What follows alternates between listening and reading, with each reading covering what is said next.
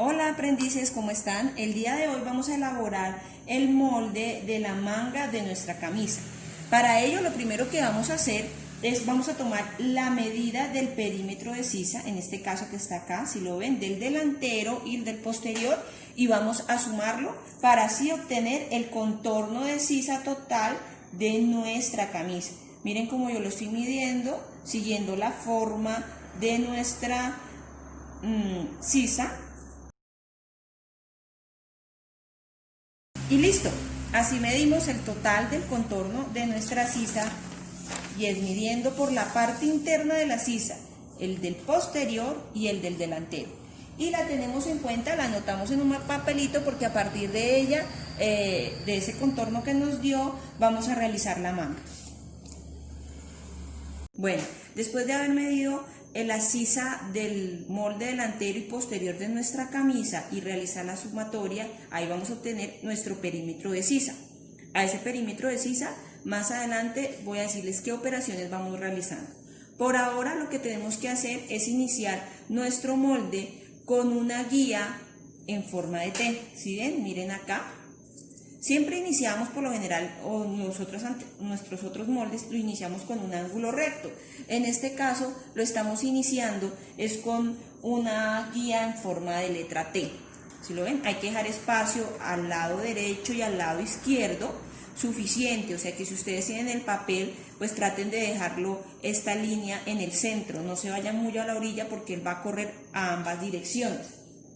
Cuando ya tenemos esta guía, vamos a iniciar que donde está el vértice, recuerden que nuestro vértice es la unión de dos líneas formando un ángulo y la única parte donde se unen las dos líneas es aquí, entonces este vértice lo vamos a llamar punto A. Y a partir del punto A hacia abajo, hacia el punto B, vamos a ubicar un cuarto de nuestro contorno o perímetro de sisa menos 2 centímetros.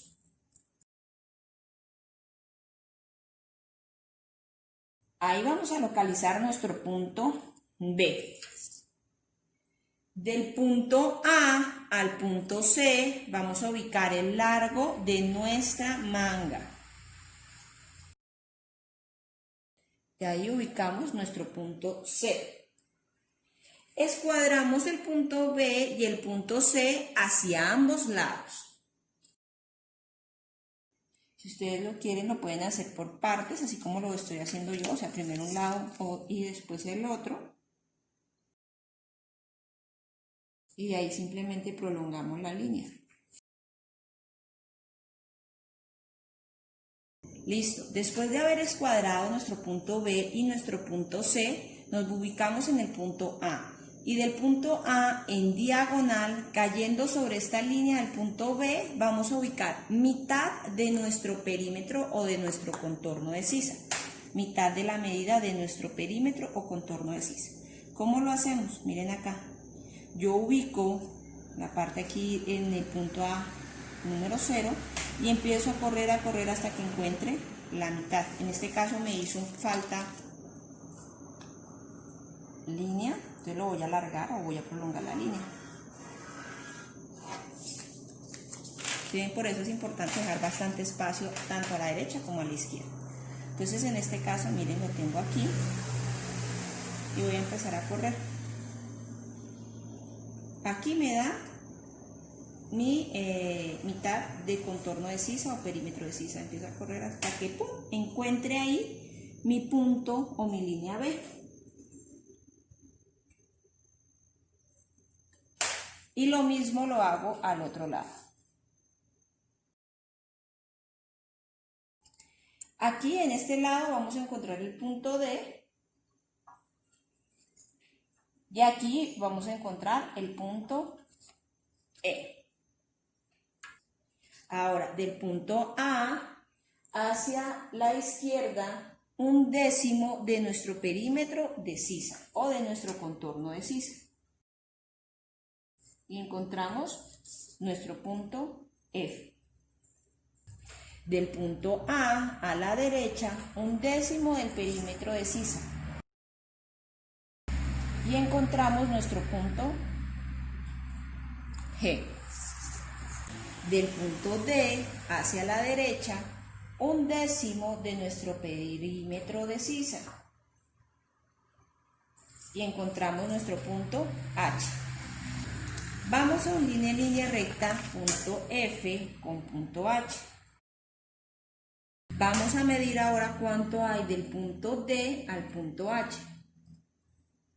¿Se acuerdan? Que era 1/10 del perímetro de sisa. A esto lo vamos a sacarle la mitad. Y eso es lo que vamos a ubicar del punto E al punto I.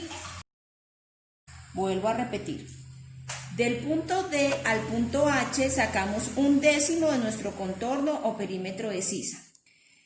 Y esto le sacamos, a ese décimo le sacamos la mitad, o sea, a esta medida.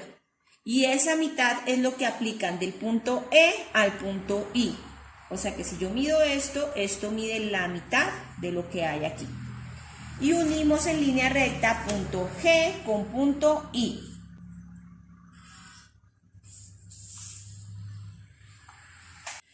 Ahora, como ya sabemos cuánto nos dio del punto E al punto I, voy a aplicar esa misma medida del punto I hacia arriba.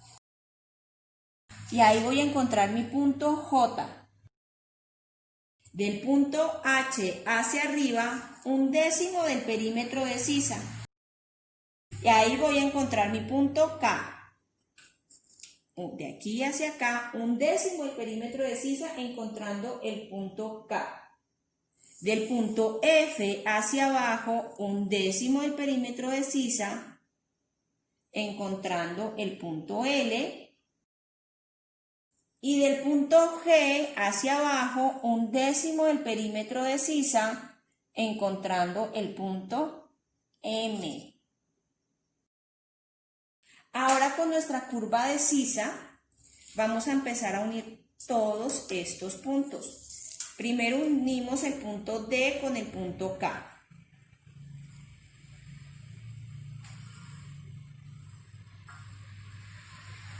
Luego unimos el punto A con el punto L. Miren cómo yo volteo mi regla. ¿Sí ven? ¿Qué es importante aquí? Que esto no me vaya a quedar muy picudo, o sea, que me vaya a quedar una esquina, una punta. ¿Listo? Esta curva cuando yo la traigo acá se vuelve una sola línea con el punto A. Lo mismo acá. ¿Sí ven? Se vuelve una sola línea. Unimos el punto A con el punto M. Traten de que con la misma curva que unieron aquí, simplemente le dan la vuelta y unen el punto M con el punto A.